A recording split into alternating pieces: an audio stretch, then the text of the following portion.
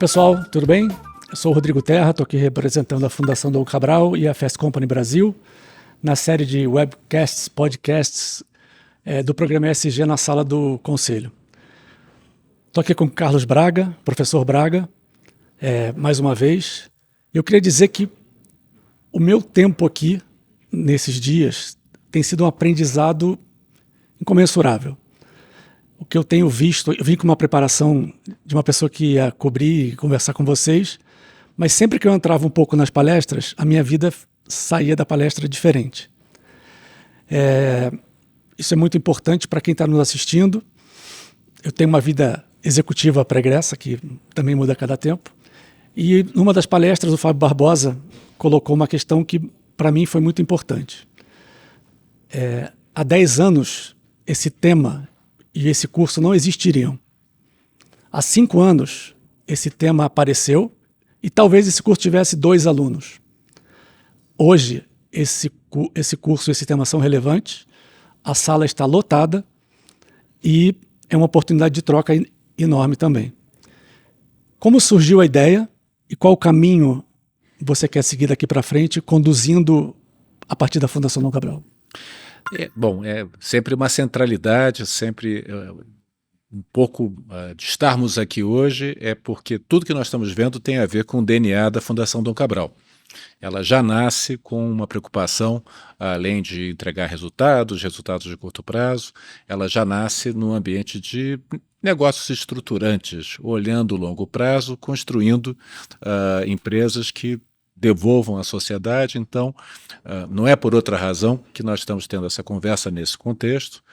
Fábio aceitou nosso convite, outros executivos, estamos aqui. Mas, além de palavras e clichês que muitas vezes rondam esse tema, a nossa pegada, todos nós, e eu como coordenador, é trazer isso da teoria à prática. E eu acho que esse talvez seja o destaque do Fábio Barbosa, que esteve conosco, e de todos os executivos que tiveram aqui como professores, palestrantes, a genuína intenção de ir além do clichê. O clichê, a manchete, ela tem um papel, não que ela não tenha, ela desperta a atenção. Mas o nosso dia a dia é gerenciar pessoas, motivar equipes, ter a nossa licença social para operar.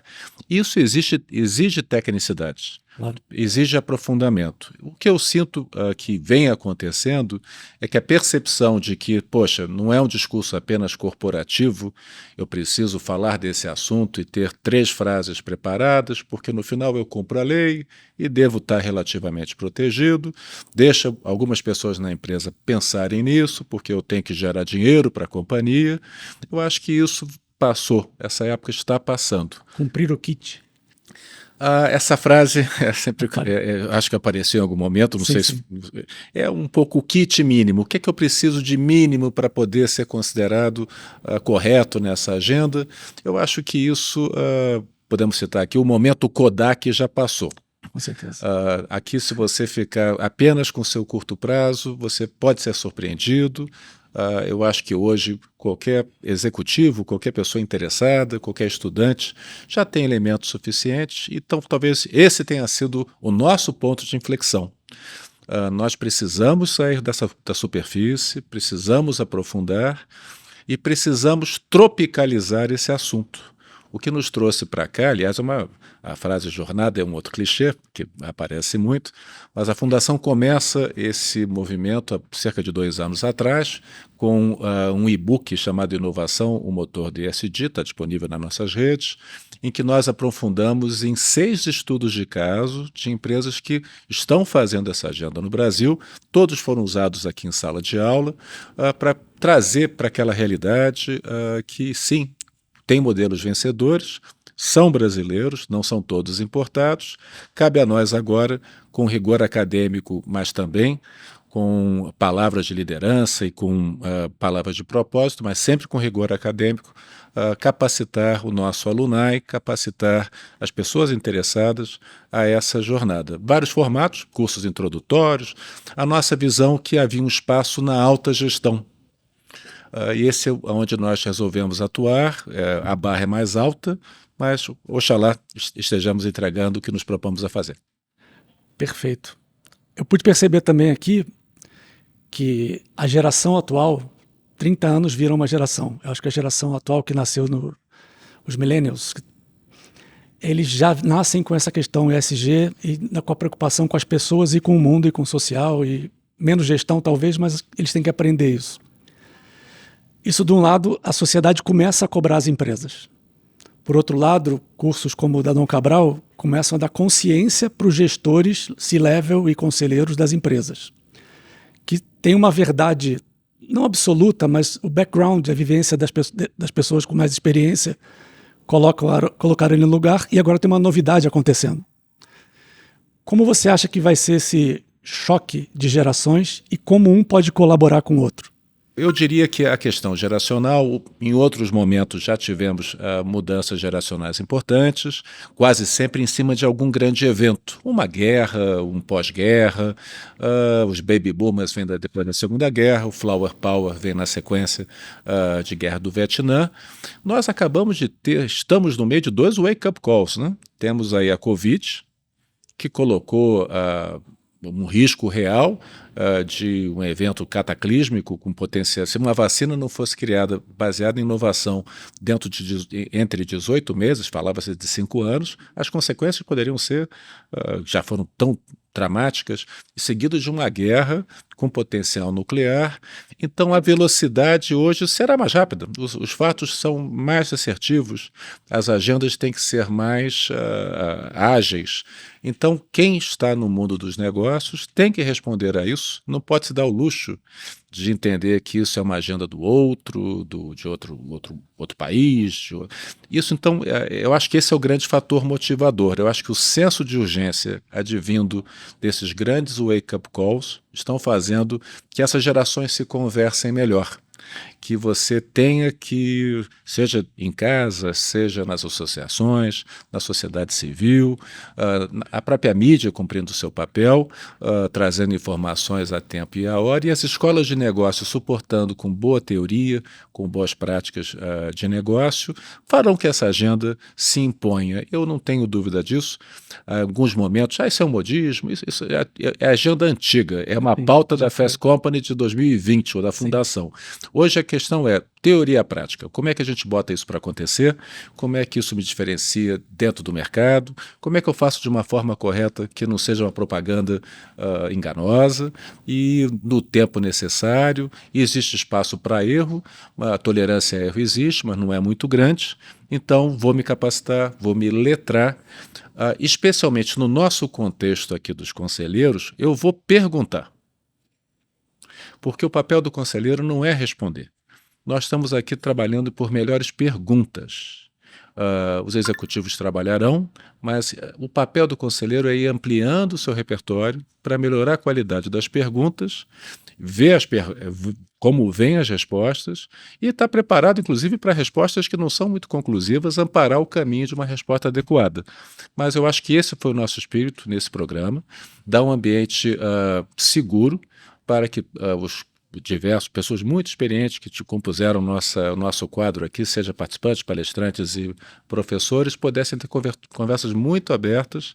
Eu acho que esse objetivo foi atingido e sairemos aí para trazer para a prática com a devida velocidade. Lá em Minas tem uma frase boa, é o vamos devagar, que eu estou com pressa. O conselheiro, diferente do executivo, tem que ter um pouco isso. Por quê? Porque a agenda do conselheiro e do conselho é a da perenidade. E isso exige, sim, mudanças, mas com o devido amparo da boa técnica, do bom convencimento, da boa discussão. E acho que estamos conseguindo atingir esse objetivo ao final dessa semana de trabalho. Você me explicou uma frase sua que eu achei muito legal sobre a função do farol baixo e a função do farol alto. Então eu queria que você colocasse um pouco a frase e explicasse, porque ela é muito didática. Sim. A gente tem, o mundo dos conselhos tem algumas frases clássicas que soam a clichê, mas por algum motivo parece que elas estão ganhando mais relevância nesse exato momento. Uhum. O capitalismo foi, ao longo das últimas décadas, ficando muito no curto prazo. As performances, os alinhamentos de interesse, a pressão da sociedade, dos investidores, isso está passando por todo estamos repensando isso. Eu gosto de algumas frases que eu acho que ajudam nesse sentido.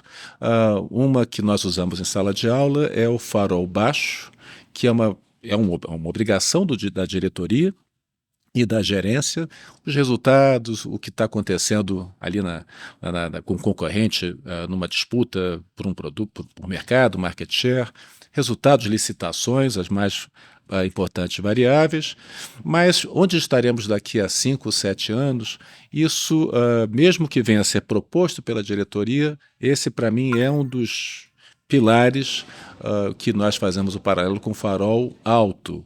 O farol baixo te tira do buraco, te permite frear, acelerar, passar, retroagir, mas o farol alto te permite ver as curvas lá da frente do caminho. E isso faz que nos leva a uma reflexão. A outra boa analogia que podemos fazer é o trabalho da gestão, da gerência e da diretoria. A reunião de segunda-feira é uma reunião de performance. A reunião quadrimestral do calendário que discute temas de longo prazo, ela conversa com perenidade. Eu até me permito, numa aula do passado recente, depois de debatermos bastante temas de perenidade, talvez um dos mais jovens da turma virou para mim e me provocou. Professor, que coisa interessante, tantas coisas interessantes nesse tal de ESG. Na segunda-feira eu volto para a empresa e eu vou lá sentar na minha cadeira e eu vou ter que entregar resultados, pagar os boletos. Eu falei, como é que eu vou conciliar, pagar boleto com essas agendas? Falei, olha, ainda bem que você vai segunda-feira trabalhar para pagar o boleto, porque você ainda é um executivo. Perfeito. Você tem que estar lá pagando o boleto mesmo. Nós aqui, conselheiros, eu me coloco como conselheiro, foi uma decisão até de vida, de não conciliar isso. Até você pode ser durante um tempo conselheiro executivo, mas são papéis distintos dentro de um negócio. Então, por favor, volte, pague os boletos, trabalhe e tenha em nós aqui, conselheiros, alguém que vai criar momentos. Não é para discutir temas de diversidade e inclusão em toda reunião de conselho. É melhor ter umas 2 reuniões por ano bem profundas, com foco num tema como esse, do que ser pauta de final de reunião de um calendário de todo mês. Então, cada momento, na vida executiva, você tem que encontrar o seu momento, o seu papel, desempenhá-lo. Remunerações são distintas, elementos de interesse são distintos, existem papéis para todos, mas que cada um entenda nosso papel nesse contexto. Perfeito. Quais são os aprendizados, não gosto da palavra lição, mas quais são os aprendizados que ao longo do processo que a gente vem passando aqui no curso você gostaria de dividir? Nós tivemos aqui uma semana de trabalho muito agitada, com muitas interações, todos aprendemos. Esse é um processo. Eu sempre falo que se algum profissional falar, não, eu já sou faixa preta de ESG em todas as suas dimensões, provavelmente você deve se afastar desse profissional. Porque são vários ângulos, são várias dimensões, você tem níveis de maior ou menor maturidade em cada uma delas, diversidade e inclusão, o papel social da empresa, é todo um rol de assuntos, finanças sustentáveis, o que tem a ver com riscos e retornos associados ao lado financeiro do ESG é uma outra dimensão, a governança é o pilar que abraça todas as dimensões.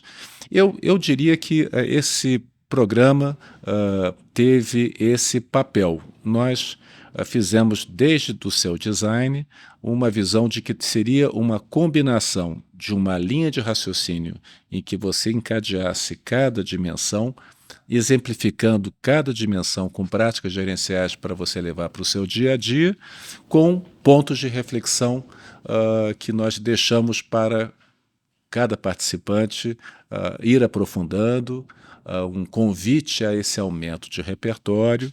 Olha, aqui tem, não é o kit, mas aqui tem práticas que você tem que passar a acompanhar de perto, como elas funcionam, e essas práticas você tem que levar para o seu negócio, no papel do conselheiro, de fazer boas perguntas, exigir bons mecanismos e boas ferramentas. Mas alguns outros pontos são de reflexão mais longa. O lado social tem muitas possibilidades.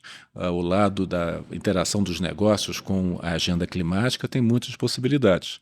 Então, reflita, aprofunde, e o takeaway é que nós sentimos uma sala, a cada dimensão que foi apresentada, mais energizada, mais curiosa, mais interessada em continuar esse aprofundamento, que é parte desse mundo que nós estamos vivendo. Um mundo em que temos desafios os mais diversos: trabalho híbrido, saúde mental, diversidade e inclusão, a agenda climática, a agenda de finanças sustentáveis, cisnes negros que surgem como a Covid de qualquer lugar. Então, não, eu sou um profissional dessa área, isso é o que eu devo contribuir. Não é mais suficiente, não é mais interessante, não é mais instigante. E, sim, o mundo acadêmico, seja a Fundação do Cabral ou outras boas escolas, tem um papel a cumprir, mas nada substituirá a curiosidade, o interesse e a vontade de aprender. Trocar talvez um par de minisséries do Netflix por um par de documentários. Perfeito. Nós aqui citamos vários documentários. Faz umas maratonas, mas também divida o seu tempo com essas. Tem muita coisa muito bem feita. E daí boas perguntas virão, bons desdobramentos e mãos à obra. Maravilha. Se você estivesse na cadeira do aluno aqui hoje, o que você faria já na segunda-feira? Eu iria. Nós falamos muito de oportunidades, nós falamos muito de possíveis desdobramentos financeiros, possíveis estratégias que vão diferenciar você no mercado. Esse é um lado muito. Mas o conselheiro, ele é uma pessoa que é muito ligada a riscos. Eu voltaria para o meu negócio e olharia possíveis riscos mais latentes. Não, eu vou construir uma agenda muito positiva, vou conversar com meus executivos aqui, meus colegas de conselho, com os acionistas, e vou pensar aí avenidas de crescimento, mas o que eu acho que é premente é a gestão de riscos. Infelizmente, temos tido capas e mais capas de jornais, de eventos que estão nos cercando, e quase todos passam por uma boa gestão de riscos. Eu diria, então, que essa seria um passo, perenidade, futuro, mas, de imediato, uma boa gestão de riscos intangíveis. Seria um pouco meu takeaway, que eu imagino tenha sido boa parte aqui do que nós apresentamos. Tá. Eu vou fazer uma pergunta que eu já fiz, mas eu acho que cada minuto que a gente passa na vida, algumas coisas mudam. Então, professor, quem é você na fila do ESG? Eu sou eu tive algumas coisas interessantes que aconteceram. Apareceu para mim essa oportunidade de estar trabalhando junto a um dos pioneiros desse mercado.